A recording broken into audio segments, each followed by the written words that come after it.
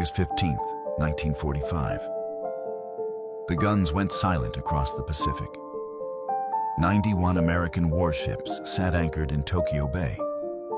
Among them, 17 aircraft carriers, each one displacing 27,100 tons, each one carrying 90 aircraft, each one crewed by more than 3,000 men.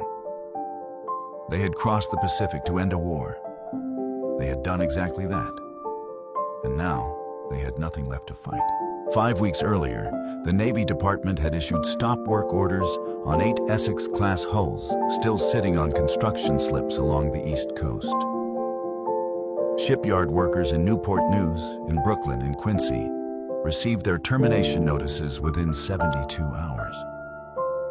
The steel frame sat unfinished, open to the sky. Editorial boards across the country declared the verdict plainly.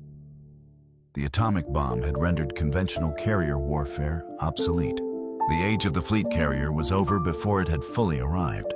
5 years later, on June 25, 1950, North Korean armor crossed the 38th parallel in force.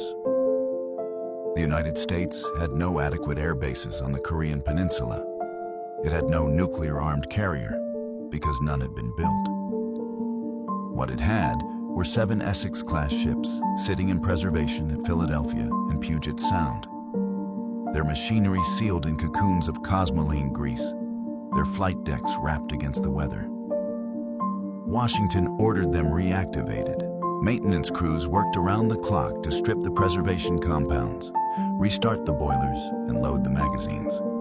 Within 8 weeks, those same carriers declared obsolete in 1945 were launching strikes against Pyongyang. But the story of the Essex-Class is not the story of a ship that survived budget cuts. It is the story of a design declared dead 3 separate times, by the atomic bomb, by the guided missile, and by the jet age. And 3 separate times pulled back from retirement to fight a war no one had fully planned for. A ship built for one enemy against one ocean in one era of warfare. And yet no class of warship in American history served longer, fought harder across more conflicts, or shaped the doctrine of naval aviation more completely than these 24 ships. The question worth asking is not how they won the Pacific. The question is how they survived everything that came after. Every week, we tell the stories behind the weapons, the programs, and the decisions that shaped American military power. Give the video a like and subscribe to Defense Archive if you want to keep hearing them. The story begins in Washington, D.C. in the summer of 1940. In November 1941, the United States Navy had 3 fleet carriers operational in the Pacific. 3. USS Lexington, USS Saratoga, and USS Enterprise were responsible for covering an ocean stretching from the California coast to the Philippine Sea. Roughly 64 million square miles of open water. If Japan struck simultaneously at multiple points, there was no tactical reserve, no fallback. The Navy knew it. And the Navy had known it for more than a year. The gap had been identified in 1940, when naval planners in Washington ran the numbers on a 2-ocean war and found them badly short. The Yorktown-class carriers, Yorktown, Enterprise, and Hornet, were capable ships. But there were only 3 of them. They had taken 4 years each to build, and the world was moving faster than any 4-year construction timeline could accommodate. What the Navy needed was not a better carrier. What it needed was a carrier it could build in volume, quickly, using existing industrial infrastructure without reinventing the production process from scratch. The response came from the Bureau of Ships, BUSHIPS, the Navy's in-house engineering authority headquartered in Washington. In July 1940, BUSHIPS issued the formal design specification designated CV-9, the baseline document for what would become the Essex-Class. The lead architect of that specification was Rear Admiral Alexander Van Couren, chief of the Bureau of Ships from 1940 to 1942. Van Buren imposed a single constraint that would define everything about the program. The new carrier could not exceed 872 feet in length. That figure was not arbitrary. It was the maximum dimension that allowed the completed ship to transit the Panama Canal locks, meaning that a carrier built on the East Coast could be moved to the Pacific without sailing around Cape Horn. One number, one decision. It shaped the entire class. The detailed internal design fell to a team of naval constructors working under constructor Jerome Collins at the Buship's Washington office. Their mandate was precise. Take the Yorktown-class hull form, which the Navy already knew how to build, and improve it in every dimension that combat experience and emerging threat analysis demanded, without changing the fundamental architecture enough to require new tooling, new yard configurations, or new supplier relationships. This was not an engineering moonshot. It was disciplined industrial logic applied to a wartime problem. The contract for the lead ship, CV-9 USS Essex, was awarded to Newport News Shipbuilding and Dry Dock Company in Newport News, Virginia, in June 1940. The contract value was $78 million, equivalent to approximately $1.4 billion in 2024 dollars. Newport News had built carriers before. They had laid down USS Yorktown and USS Enterprise in the 1930s. And their yard infrastructure was already configured for large-deck naval construction. The choice was not competitive in the traditional procurement sense. There was no lengthy bidding process. Time had already become the scarcest resource in American defense production.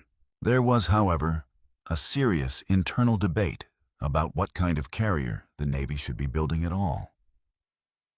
A faction within Buship's and the General Board pushed for immediate construction of a much larger design, what would eventually become the Midway class, displacing 45,000 tons and capable of carrying significantly more aircraft and heavier armor. The argument was straightforward. Build fewer ships, but build them better. The counter-argument, advanced by Van Buren's team and ultimately accepted, was equally straightforward. A 45,000-ton carrier required approximately 4 years to construct. A modified Yorktown hull could be delivered in 14 to 18 months. If war came in 1941 or 1942, and the intelligence pictures strongly suggested it would, the Navy needed hulls in the water, not blueprints for a superior ship that would arrive in 1945. Production speed defeated unit capability. That calculus would prove correct within 18 months. The specification that emerged from Buship's in 1940 demanded performance that strained the limits of what American shipyards had previously delivered. The new carrier was required to sustain 32.5 knots in open water, faster than any existing Japanese fleet carrier. It was required to carry a minimum of 90 aircraft, with the hangar and flight deck configured to accommodate new, larger aircraft types not yet in production. Its aviation fuel capacity was set at 231,650 gallons, nearly double the Yorktown-class figure, to support sustained high-tempo operations without fleet replenishment. Its anti-aircraft battery was specified at 12 5-inch guns in twin mounts, supplemented by 40mm Bofors autocannon batteries and 20mm Oerlikon guns distributed across the hull. A density of close-in firepower that no American carrier had previously carried. The design team studied that specification and reached a conclusion that was practical rather than inspired. They could meet every requirement, but only if the production process was standardized to a degree that American shipbuilding had never previously attempted. Not one exceptional ship. A system for producing exceptional ships at industrial scale. That distinction, invisible in the contract documents, would determine the outcome of the Pacific War. In November 1941, the United States Navy had 3 fleet carriers operational in the Pacific. 3. USS Lexington, USS Saratoga, and USS Enterprise were responsible for covering an ocean stretching from the California coast to the Philippine Sea. Roughly 64 million square miles of open water. If Japan struck simultaneously at multiple points, there was no tactical reserve, no fallback. The Navy knew it, and the Navy had known it for more than a year. The gap had been identified in 1940, when naval planners in Washington ran the numbers on a two-ocean war and found them badly short. The Yorktown-class carriers, Yorktown, Enterprise, and Hornet, were capable ships. But there were only 3 of them. They had taken 4 years each to build, and the world was moving faster than any 4-year construction timeline could accommodate. What the Navy needed was not a better carrier. What it needed was a carrier it could build in volume, quickly, using existing industrial infrastructure without reinventing the production process from scratch.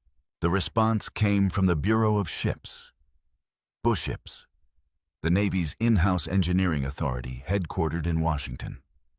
In July 1940, BWII issued the formal design specification designated CV-9, the baseline document for what would become the Essex-Class. The lead architect of that specification was Rear Admiral Alexander Van Kuren, chief of the Bureau of Ships from 1940 to 1942. Van Kuren imposed a single constraint that would define everything about the program. The new carrier could not exceed 872 feet in length. That figure was not arbitrary. It was the maximum dimension that allowed the completed ship to transit the Panama Canal locks, meaning that a carrier built on the East Coast could be moved to the Pacific without sailing around Cape Horn. One number, one decision. It shaped the entire class. The detailed internal design fell to a team of naval constructors working under constructor Jerome Collins at the BWII's Washington office. Their mandate was precise. Take the Yorktown-class hull form, which the Navy already knew how to build, and improve it in every dimension that combat experience and emerging threat analysis demanded, without changing the fundamental architecture enough to require new tooling, new yard configurations, or new supplier relationships. This was not an engineering moonshot. It was disciplined industrial logic applied to a wartime problem. The contract for the lead ship, CV-9 USS Essex, was awarded to Newport News Shipbuilding and Dry Dock Company in Newport News, Virginia, in June 1940. The contract value was $78 million, equivalent to approximately $1.4 billion in 2024 dollars. Newport News had built carriers before. They had laid down USS Yorktown and USS Enterprise in the 1930s, and their yard infrastructure was already configured for large-deck naval construction.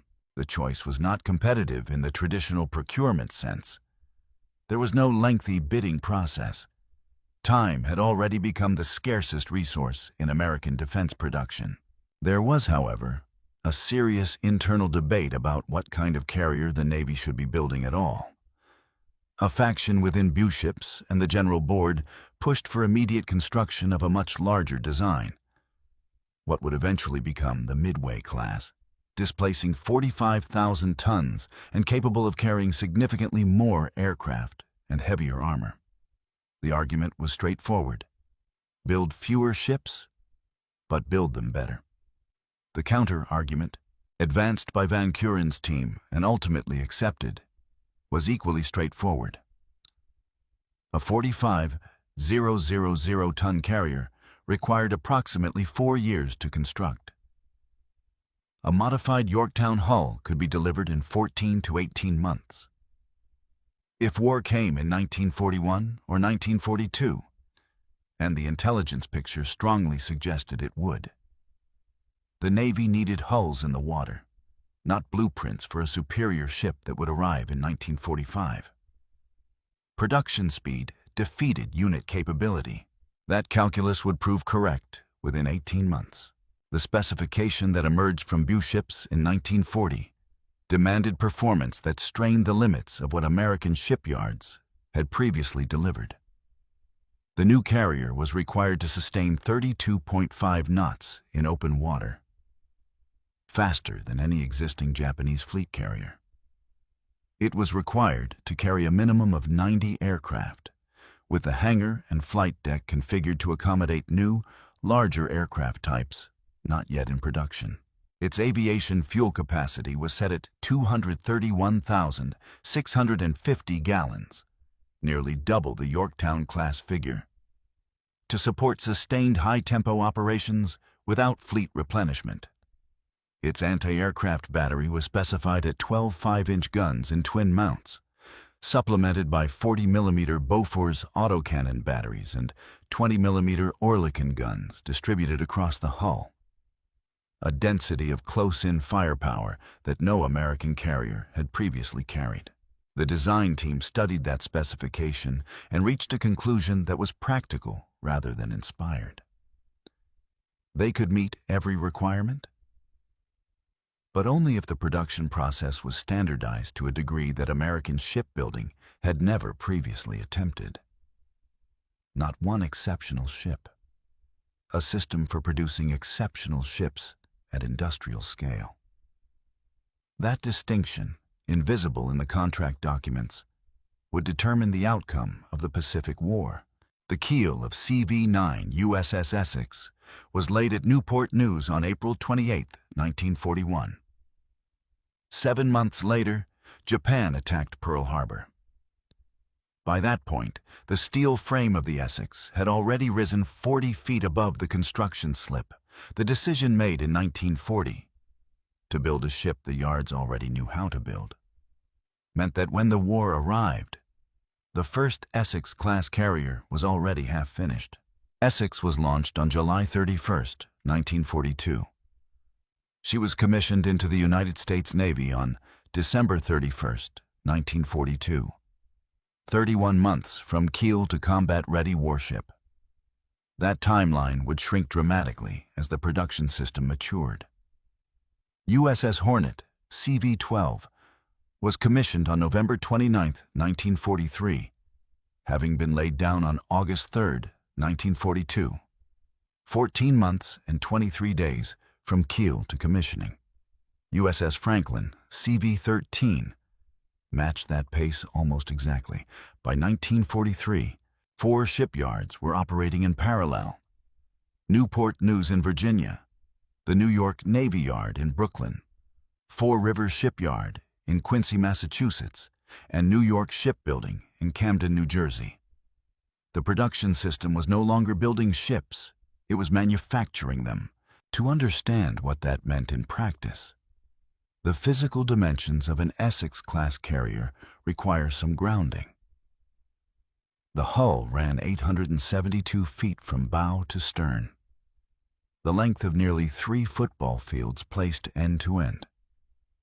The flight deck measured 862 feet in length and 147 feet across, a surface area roughly equivalent to 3 acres of open steel plate operating continuously at sea.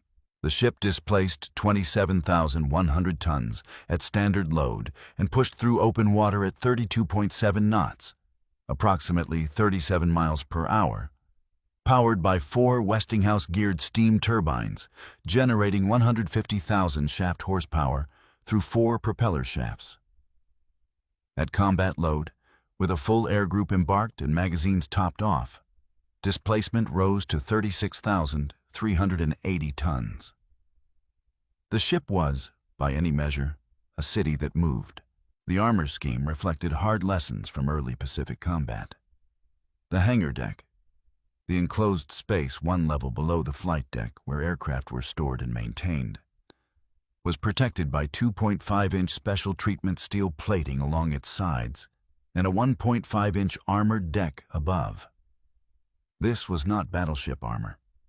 It was not designed to stop a direct hit from a large caliber shell. It was designed to contain the damage from a near-miss bomb blast or a penetrating hit from a light bomb, preventing a single strike from triggering secondary explosions in the aviation fuel and ordnance stored below. The design philosophy accepted that a fleet carrier operating in a contested environment would be hit.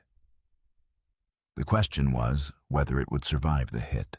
No Essex-class carrier was lost to enemy action in the entire course of World War II. The anti-aircraft battery represented the most significant departure from previous American carrier design.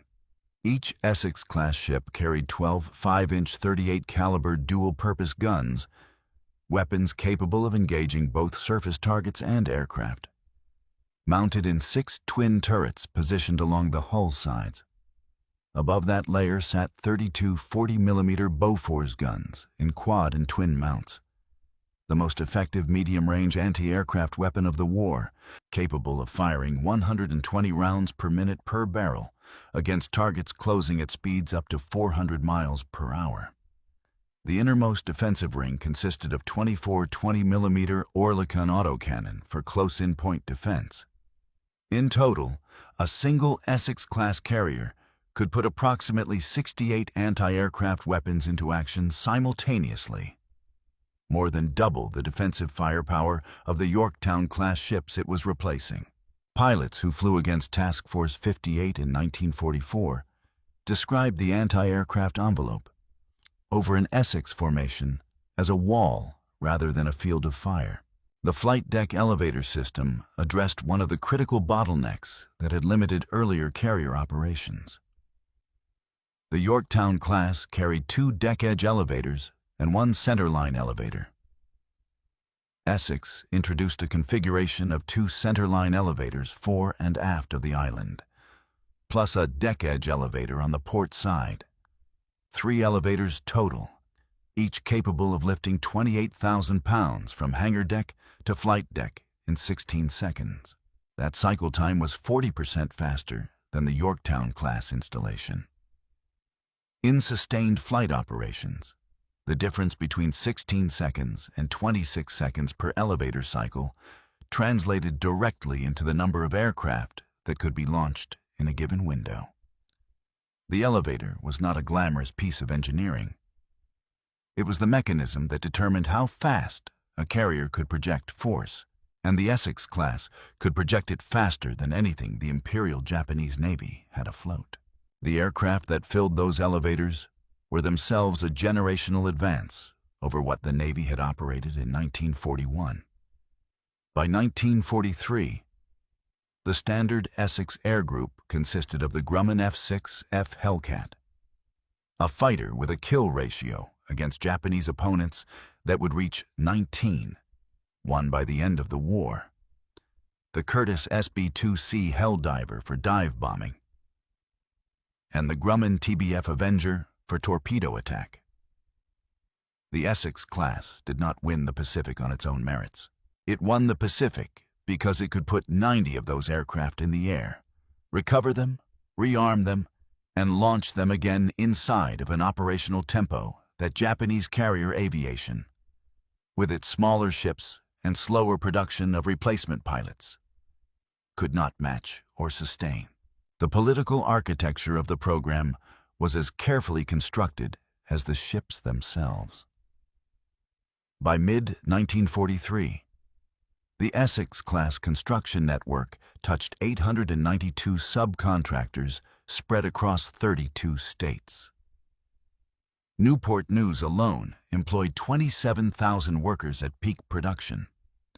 The combined workforce directly depended on the program, in steel, in electronics, in propulsion machinery, in aviation ordnance, numbered more than 150,000 people across at least 7 major industrial states. No senator whose constituents built these ships could afford to vote against them. No appropriations committee could cut the program without simultaneously cutting payrolls in Virginia, New York, Massachusetts, New Jersey, Pennsylvania, Washington, and California. The program had embedded itself into the political economy of wartime America with the same thoroughness it had embedded itself into the tactical doctrine of the Pacific Fleet. The decision had been made. The program had its champions in every industrial state that mattered. The first Essex-class carriers reached the Pacific in the spring and summer of 1943. USS Essex herself joined Task Force 58 in May 1943. USS Yorktown, CV-10, named deliberately for the carrier lost at Midway 11 months earlier, arrived in April 1943. USS Intrepid reached the forward area in January 1944, in time for the raids on Truk Atoll that effectively destroyed Japan's Central Pacific Naval Base in a single operation. USS Bunker Hill was operating off Rabaul by November 1943, striking the last significant Japanese air and naval concentration in the South Pacific. 4 ships, 4 theaters, all within 18 months of the first commissioning. Japan was about to discover what it meant to fight an industrial democracy that had decided to build carriers the way Detroit built automobiles. By the spring of 1944, the Essex-Class had ceased to be a shipbuilding program and become a strategic fact. 17 carriers were operational in the Pacific. 11 more were either fitting out at East Coast yards or completing their shakedown cruises in the Caribbean. The Imperial Japanese Navy, which had begun the war with 10 fleet carriers, had lost 6 of them by the end of 1943 and was struggling to replace trained aircrew faster than combat was consuming them. The numbers were moving in opposite directions, and they were moving fast. The battle that defined what the Essex-Class had been built to do came on June 19th and 20, 1944, in the waters west of the Mariana Islands. The engagement is recorded in naval histories as the Battle of the Philippine Sea. American pilots who flew it remembered it by a different name. Task Force 58. 15 carriers, 7 battleships, 21 cruisers, and 69 destroyers had assembled to support the amphibious landings on Saipan. Japan responded by committing 9 carriers and approximately 430 aircraft in what its naval command intended as a decisive engagement. Vice Admiral Jisaburo Ozawa's plan was straightforward. Launch strikes from beyond the range of American fighters, hit the American carriers before they could respond effectively, and break the momentum of the Central Pacific offensive. The plan failed with a completeness that shocked even its architects. American radar detected the incoming Japanese strike groups at ranges exceeding 150 miles. Essex-Class carriers launched their Hellcat fighter groups in time to climb to altitude and position themselves between the incoming aircraft and the fleet. What followed was not a battle in any conventional sense. Of the approximately 430 aircraft Japan committed to the engagement over 2 days, 395 were shot down. American losses totaled 29 aircraft. The kill ratio was not 9-1. Or 10-1. It was closer to 14-1 on the first day alone. American pilots, circling above the fleet and picking off Japanese formations with a systematic efficiency that left little room for drama, began referring to the engagement over their radio circuits with a phrase that would attach itself permanently to the battle's historical record: the Great Marianas Turkey Shoot. The numbers behind that phrase are worth holding for a moment. Japan lost 395 aircraft and 3 carriers in 2 days. It lost pilots it had spent years training and could not replace. The carrier aviation that had struck Pearl Harbor, that had sunk HMS Prince of Wales and HMS Repulse, that had swept across the Indian Ocean in the spring of 1942. That force, as a trained and coherent instrument of naval power, effectively ceased to exist over the Philippine Sea in June 1944. Essex-Class air groups had not merely won a battle. They had destroyed an irreplaceable institutional capability. 4 months later, in October 1944, the Essex-Class fought its largest single engagement, the Battle of Leyte Gulf. October 23 through 26, 1944, was not one battle, but 4, fought simultaneously across a stretch of Philippine waters covering more than 100,000 square miles. Japan committed its remaining surface fleet in a final effort to destroy the American amphibious force landing on Leyte. The response was Task Force 38, built around 17 Essex-Class carriers operating in 4 separate task groups. Over 4 days, American carrier aircraft and surface forces sank 4 Japanese carriers, 3 battleships, 6 heavy cruisers, 4 light cruisers, and 9 destroyers. Japan lost 26 major warships. The United States lost 6. When the last Japanese ships withdrew northward on October 26th, the Imperial Japanese Navy had been reduced from a strategic force to a collection of isolated hulls incapable of sustained fleet operations. It would never sortie as a fleet again. The raids on Tokyo in February 1945 demonstrated a different dimension of what the Essex-Class had made possible. 9 carriers of Task Force 58, operating approximately 125 miles southeast of the Japanese capital, launched more than 1,200 combat sorties over 2 days, February 16th and 17th, against airfields, aircraft factories, and naval installations in the Kanto Plain. It was the first time American aircraft had struck the Japanese home islands from the sea. The objective was to suppress Japanese air resistance ahead of the Iwo Jima landings, and it succeeded.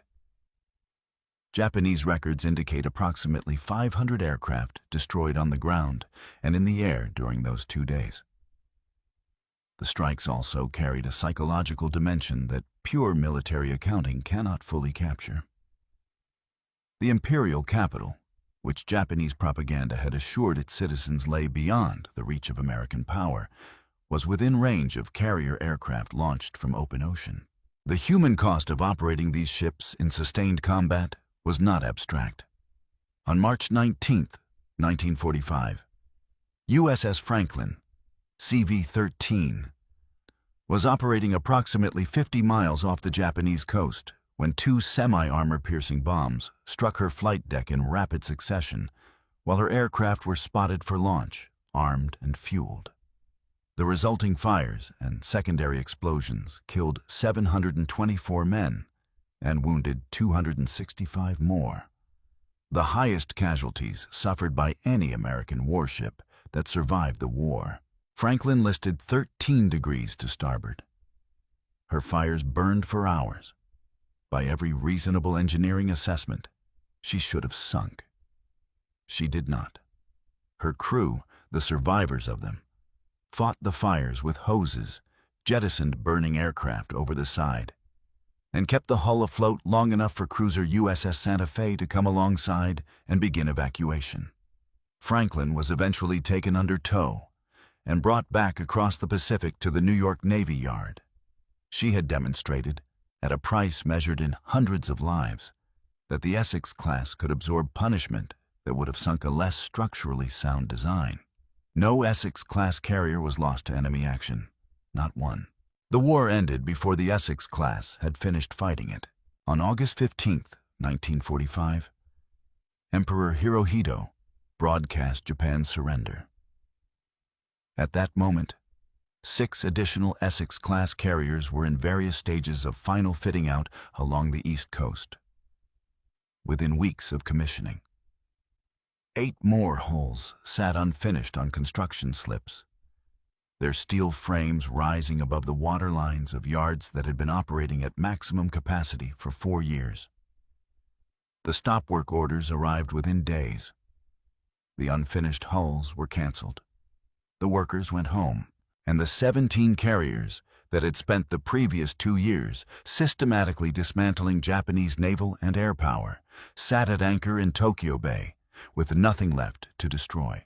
The transition from wartime necessity to peacetime liability happened with a speed that surprised even the Navy's most pessimistic budget planners. By the end of 1946, 8 Essex-Class carriers had been placed in reserve, sealed, preserved, and berthed in long rows at Philadelphia Naval Shipyard and Puget Sound Naval Shipyard in Bremerton, Washington. The official rationale was straightforward. The United States now possessed atomic weapons deliverable by land-based aircraft. The B-29 Superfortress and its successor, the B-36 Peacemaker, could reach any target on Earth from bases in friendly territory. In that strategic environment, the argument ran, a fleet carrier capable of launching conventional aircraft represented an enormously expensive capability that modern warfare had rendered redundant. The argument was not unreasonable. It was simply wrong. On June 25, 1950, Korean People's Army armor crossed the 38th parallel in a coordinated assault across a 60-mile front. South Korean defensive positions collapsed within hours. American ground forces in Japan, occupation troops, undertrained and under-equipped, were ordered to Korea immediately. But the nearest American airbase capable of sustained combat operations was Itazuke in southern Japan, more than 200 miles from the front lines. The range margin was thin, the basing options were few, and the United States had no nuclear carrier, because no nuclear carrier had been built. What it had were the ships in mothballs. 7 Essex-Class carriers were reactivated between June and September 1950. Preservation crews worked in rotating shifts to strip cosmoline compounds from machinery, flush and refill lubricating systems, restart boilers that had been cold for nearly 5 years, and certify aircraft elevators, catapults, and arresting gear that had sat idle through 2 winters. The reactivation of USS Valley Forge, CV-45, one of the last Essex-Class ships completed before the war ended, was completed in time for her to launch the first American naval airstrikes of the Korean War on July 3, 1950. That date was 8 days after the North Korean invasion and 5 days before the first American ground combat units made contact with enemy forces on the peninsula. Naval aviation from Essex-Class carriers was operational in Korea before the Army had established a coherent defensive line. Over the 3 years of active combat operations in Korea, Essex-Class carriers flew more than 255,000 combat sorties. They provided close air support for ground forces when weather-grounded land-based aircraft. They struck bridges, rail lines, supply depots, and troop concentrations across North Korea in interdiction campaigns that analysts at the time credited with significantly slowing the Chinese and North Korean logistical effort. USS Boxer, CV-21, set a record in July 1950 by transporting 145 P-51 Mustang fighters from California to Japan in a single emergency delivery run. A mission that had nothing to do with carrier aviation doctrine and everything to do with the improvised reality of a war that had begun without adequate preparation. The carriers that had been declared obsolete in 1945 had just fought another war, but the second declaration of obsolescence was already forming in the defense bureaucracy before the Korean armistice was signed in July 1953. The new argument was not the atomic bomb. It was the guided missile. Advances in surface-to-air missile technology, combined with the increasing range and destructive power of land-based jet aircraft, raised a serious question about whether a carrier operating within strike range of a modern air defense system could survive long enough to justify its cost. Simultaneously, the Navy was engaged in a brutal internal budget struggle with the Air Force over which service would own the nuclear strike mission, a mission that Air Force leadership argued belonged exclusively to land-based strategic bombers. The conflict had erupted publicly in 1949, when Secretary of Defense Louis Johnson canceled the supercarrier USS United States, CV-58, just 5 days after her keel was laid, redirecting the funds to the Air Force's B-36 program. The Chief of Naval Operations, Admiral Louis Denfeld, and 4 other flag officers publicly criticized the decision in congressional testimony. An act of institutional insubordination so extraordinary that it became known in naval circles as the Revolt of the Admirals. Denfeld was relieved of his command within weeks. But the underlying argument, that carrier aviation remained essential even in a nuclear age, had been placed on the record. and it would not disappear simply because the men who made it had been removed from their positions. The Navy's response to the obsolescence argument was not rhetorical. It was structural. Beginning in 1950, the Navy initiated the SCB-27 Modernization Program, Ship Characteristics Board Project 27, a systematic rebuild of Essex-Class carriers to accommodate the new generation of heavier, faster jet aircraft that conventional carrier decks had not been designed to handle.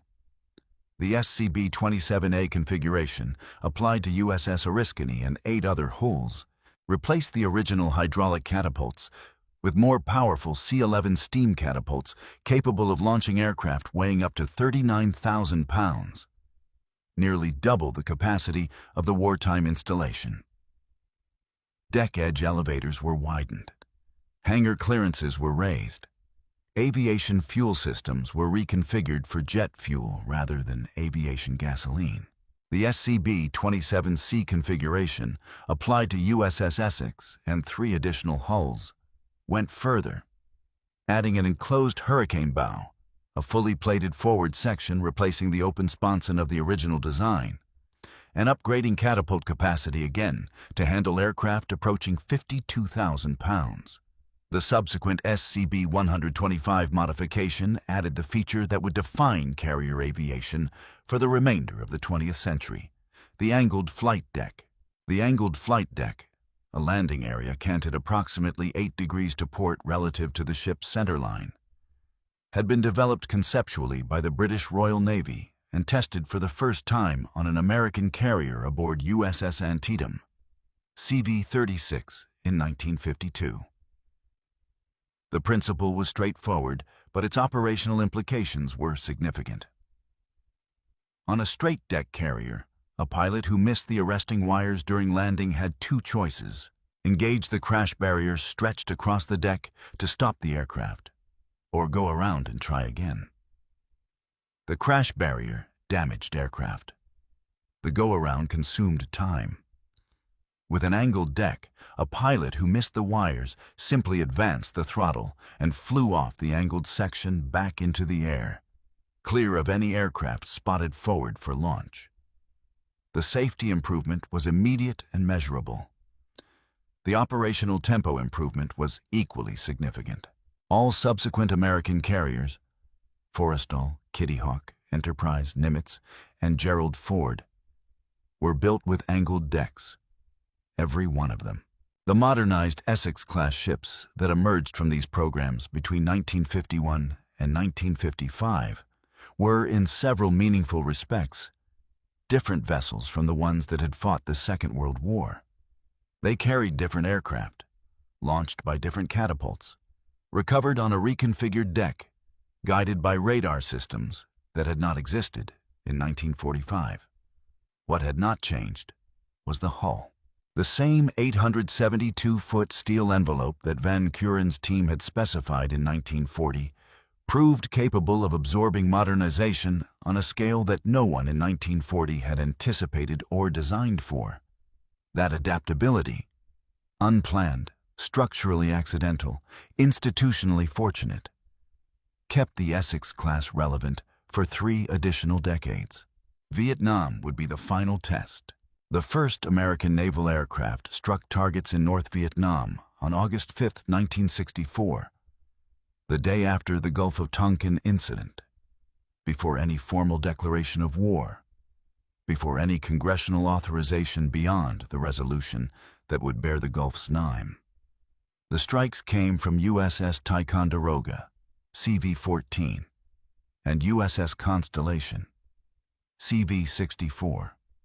One of those ships was an Essex-Class carrier, 21 years old, that had been commissioned in 1944 to fight a war against Japan. The other was a Kitty Hawk-class supercarrier representing the next generation of American naval aviation. They operated from the same waters. They flew the same missions. The fact that a ship designed in 1940 was still operationally relevant alongside a ship designed in 1956 said something about the Essex-Class that no procurement document had ever predicted. For the next 9 years, a rotation of Essex-class carriers cycled through Yankee Station, the fixed operating area in the Gulf of Tonkin, approximately 100 miles off the North Vietnamese coast, maintaining what became one of the longest sustained carrier aviation commitments in American naval history. USS Oriskany, CV-34, USS Bonhomme Richard, CV-31, USS Hancock, CV-19, USS Intrepid, CV-11. These ships and their air groups flew close air support missions over South Vietnam, strike missions against North Vietnamese supply lines and industrial targets, and combat air patrol over the fleet. Between 1965 and 1968 alone, Essex-class carriers flew more than 57,000 combat sorties from Yankee Station. The operational record was real. The institutional reality beneath it was increasingly difficult to ignore. By the mid-1960s, the Essex-class ships still in active service were operating at the outer limits of what their original structure could reasonably accommodate. The aircraft they carried, the F-8 Crusader, the A-4 Skyhawk, and in some configurations, the early A-7 Corsair II, were manageable. The F-4 Phantom II, the primary fleet air defense fighter of the Vietnam era, was not. The Phantom weighed 41,000 pounds at combat load. Even the SCB-27C modernized Essex carriers, with their upgraded catapults, could launch it, barely, and with restrictions on fuel and ordnance loads that reduced its combat effectiveness. The arresting gear on several ships required reinforcement after repeated Phantom recoveries stressed components that had been designed for aircraft half that weight.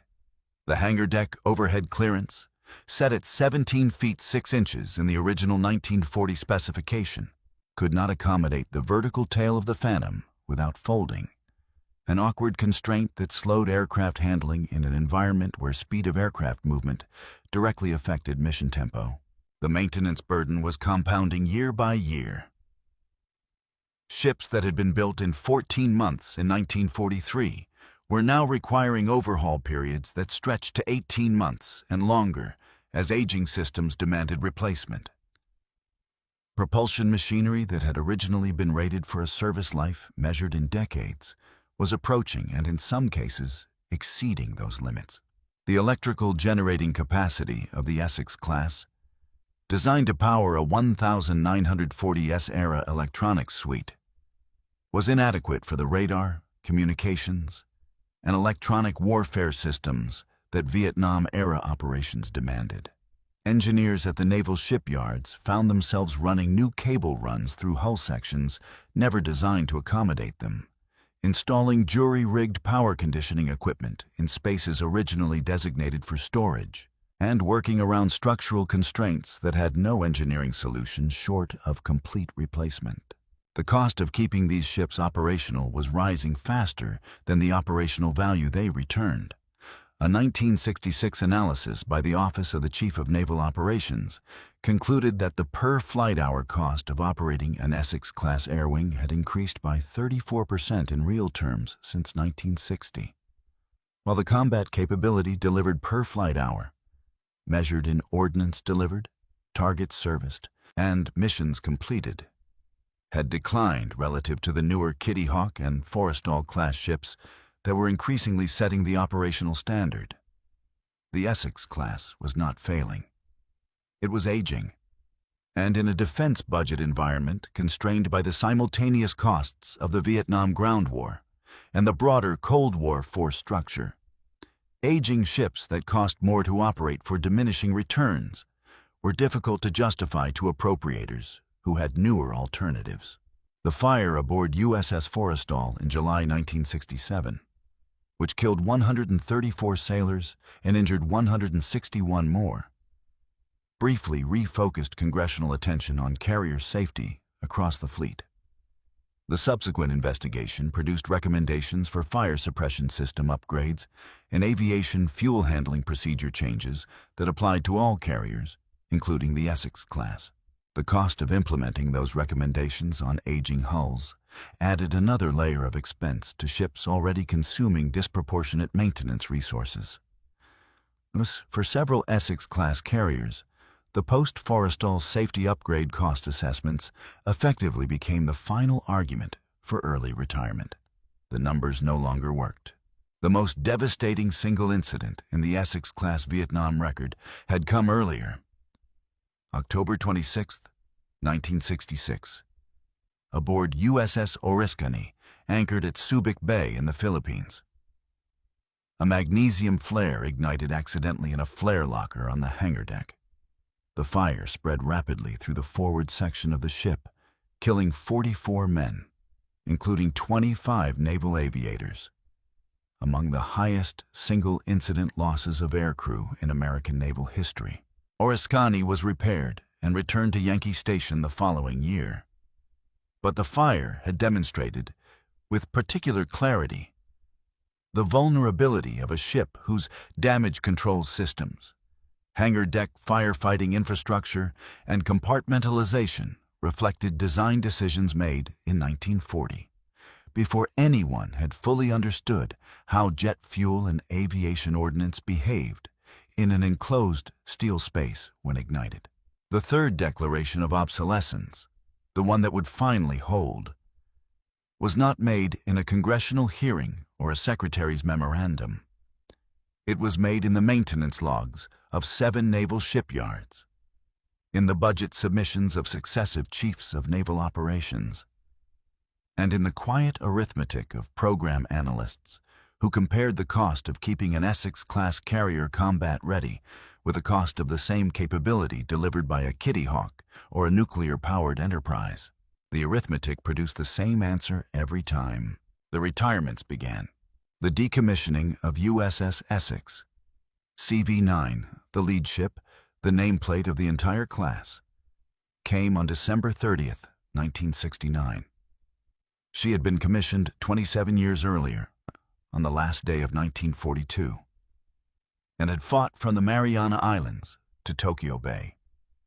Her final assignment had been anti-submarine warfare carrier operations in the North Atlantic, a mission so far removed from the fleet carrier doctrine she had been built to execute that it registered as its own kind of institutional verdict. The Navy had found a use for her until it hadn't. Then it retired her. The pace accelerated. USS Bonhomme Richard decommissioned in July 1971. USS Oriskany followed in September 1976, after repeated attempts to find a modernization path that the budget would support had failed one by one. USS Intrepid had already gone in March 1974. USS Hancock in January 1976. USS Midway, not an Essex-class ship but the immediate successor generation, outlasted most of them, which underscored the point. The Essex-class had been superseded not by a single decision, but by the accumulated weight of 100 smaller ones. Budget submissions that did not include them, overhaul schedules that were not approved, air wings that were reassigned to newer decks and never returned. The ships did not all go quietly into retirement. Several Essex-class carriers found secondary roles that extended their service lives beyond their combat utility. USS Intrepid was converted to an anti-submarine warfare carrier, CVS designation. In 1962, operating S-2 tracker aircraft, and later serving as the recovery vessel for NASA Mercury and Gemini spacecraft splashing down in the Atlantic. USS Yorktown served the same recovery function, retrieving the Apollo 8 crew in December 1968 after the first manned mission to orbit the Moon. USS Kearsarge recovered the Mercury Atlas 8 capsule in October 1962, and the Gemini 11 crew in September 1966. The ships that had cleared the skies over the Philippine Sea in 1944 ended portions of their service lives fishing astronauts out of the ocean. USS Lexington, CV-16, outlasted every other ship in the class by a margin that no one in 1940 could have predicted, and no one in 1969 would have bet on. Renamed from the original Cabot to take the name of the carrier lost at Coral Sea in 1942, Lexington served as a training carrier operating out of Pensacola, Florida, from 1962 onward.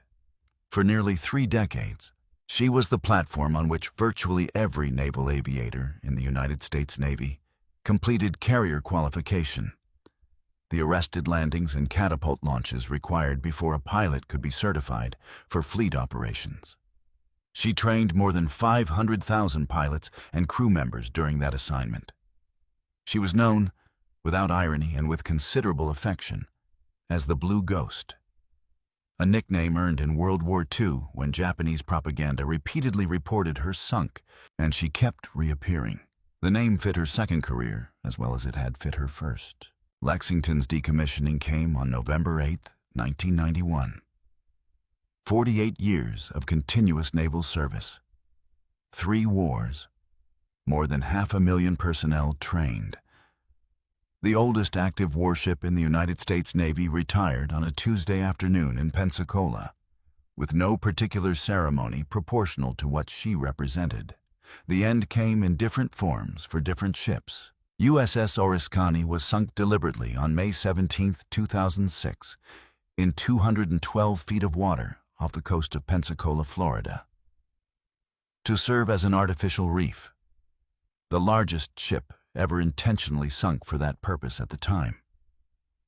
The detonations that took her down were planned and precisely executed.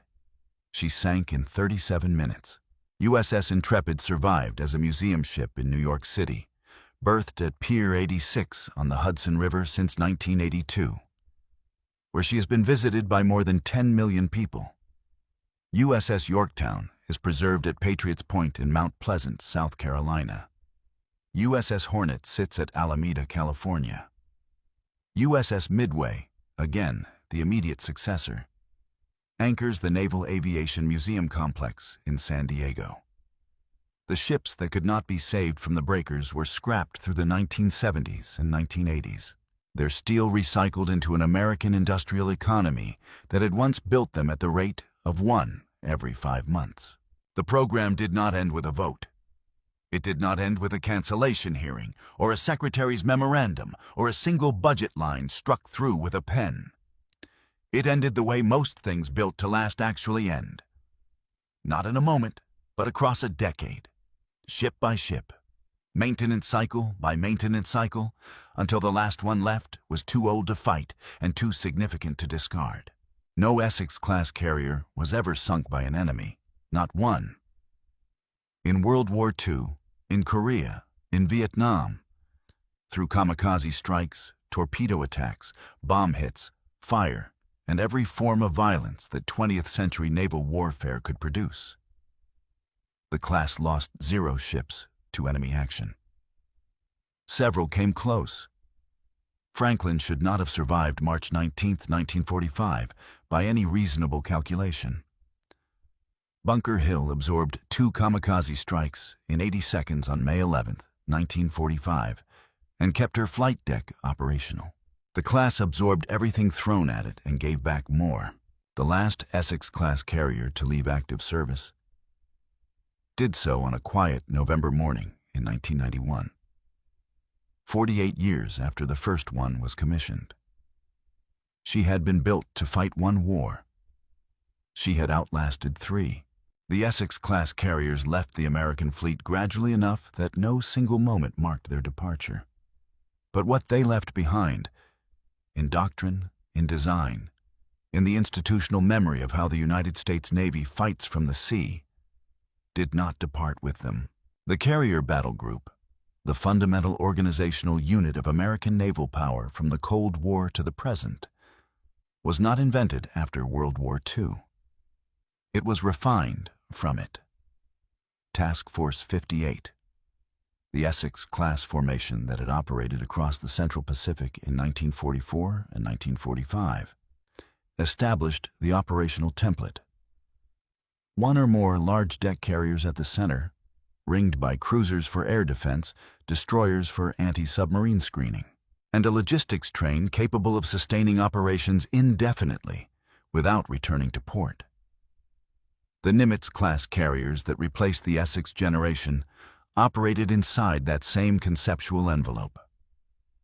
The Gerald R. Ford-class carriers operating today do as well. The organizational logic has not changed in 80 years because the operational problem has not changed. How to project air power from the sea against a defended adversary without losing the ship that makes the projection possible. The angled flight deck, tested on USS Antietam in 1952, incorporated into the SCB-125 modifications of surviving Essex-Class ships, and adopted as standard in the design of every subsequent American carrier, represents the single most consequential piece of naval aviation engineering to emerge from the Essex modernization program. Every carrier in the world that operates fixed-wing aircraft today uses a variant of that angled deck configuration. The British developed the concept. The Americans proved it aboard an Essex-class hull and built it into every large deck carrier that followed. The lineage is direct and unbroken. The enclosed hurricane bow, introduced in the SCB-125 modification and standard on all subsequent American carrier designs, solved a problem that had sent green water crashing across the flight decks of straight bow carriers in North Atlantic and North Pacific operations, damaging aircraft and injuring crew. The Forrestal class, the first American supercarriers, were designed from the keel up with the enclosed bow that the Essex modernization program had validated. Kitty Hawk, Enterprise, Nimitz. The enclosed bow is on every one of them, inherited directly from the engineering decisions made aboard aging Essex hulls in the 1950s. The steam catapult, the C-11 installation introduced in the SCB-27A modernization, replaced hydraulic catapults across the American carrier fleet and remained the standard launch mechanism on American carriers until the electromagnetic launch system, EMALS, was introduced on USS Gerald R. Ford in 2017. 65 years of carrier aviation launch operations, from the F-9F Panther in Korea to the F/A-18 Super Hornet over Iraq and Afghanistan, ran on catapult technology whose American development was driven by the requirements of keeping Essex-class ships relevant in the jet age. The human footnote that the historical record preserves most vividly belongs to Rear Admiral Joseph James Clark, known throughout the Navy as Jocko Clark, who commanded USS Yorktown, CV-10 from November 1943 through February 1944, during the carrier's first combat deployments in the Central Pacific. Clark was the first Native American graduate of the United States Naval Academy, a Cherokee from Pryor Creek, Oklahoma, who had graduated from Annapolis in 1917 and spent 26 years reaching flag rank. He drove Yorktown with an aggression that flag officers above him occasionally found uncomfortable, and that the pilots who flew from her deck found galvanizing. Under his command, Yorktown's air group participated in the raids on Truk, the Marshall Islands Campaign, and the opening strikes of the Central Pacific Offensive that would culminate at the Philippine Sea. After the war, Clark was assigned to help plan the naval force structure for the newly established State of Israel, a nation with no carrier aviation tradition, no established naval doctrine, and a security environment that demanded improvisation, of the kind Clark had practiced his entire career. He applied the Essex-era doctrine of sustained high-tempo carrier operations to a context that bore almost no resemblance to the Pacific Fleet, and the Israeli Navy's subsequent development of fast, strike-oriented surface warfare reflected principles he had helped establish. He retired as a vice admiral in 1953 and published his memoir, Carrier Admiral, in 1967, a document that remains among the most clinically precise accounts of Essex-class combat operations written by anyone who actually conducted them. The honest verdict on the Essex-class, as naval historians and procurement analysts have rendered it across the decades since the last ship decommissioned, is uncomplicated and worth stating plainly. The Essex-class was not the best carrier design that American naval engineers could have produced in 1940. The Midway class, completed after the war, was larger, more capable, and more survivable. What the Essex-Class was the best carrier design that could be produced in sufficient numbers, in sufficient time, to determine the outcome of a war that could not wait for a better ship. Naval War College analysts examining the Pacific Campaign have consistently concluded that American carrier numerical superiority, achieved specifically because the Essex-Class could be built faster than any alternative, was the decisive material factor in the defeat of Japanese naval aviation. Japan lost the Pacific not because its carriers were inferior. Japan lost the Pacific because it could not build them fast enough. 150,000 workers across 32 states built 24 of these ships in less than 5 years. No equivalent industrial mobilization for naval aviation has occurred in the United States, before or since. The program did not represent American engineering at its most inventive. It represented American industry at its most disciplined. And in the specific circumstances of 1941 through 1945, disciplined production at scale was worth more than any individual act of engineering brilliance. If you found this history valuable, give the video a like. It is the single best signal you can send this channel. And if you want more stories about the weapons programs and decisions that shaped American military power, subscribe to Defense Archive. We will see you in the next one. On the night of October 24th, 1944, 17 Essex-Class carriers held position in the waters east of the Philippines. Their flight decks dark under strict emissions control, their magazines loaded, their catapults tensioned and ready. To the west, the last operational surface fleet of the Imperial Japanese Navy was moving toward them through the Philippine Sea. The radar operators tracked the contacts closing through the darkness. The pilots sat in their ready rooms below the flight deck and waited for the orders that would come before dawn. The ships that had been built in 14 months in American yards along the East Coast were about to fight the largest naval battle in history. They were ready. They had been ready since the day they were commissioned. And when the orders came, they launched.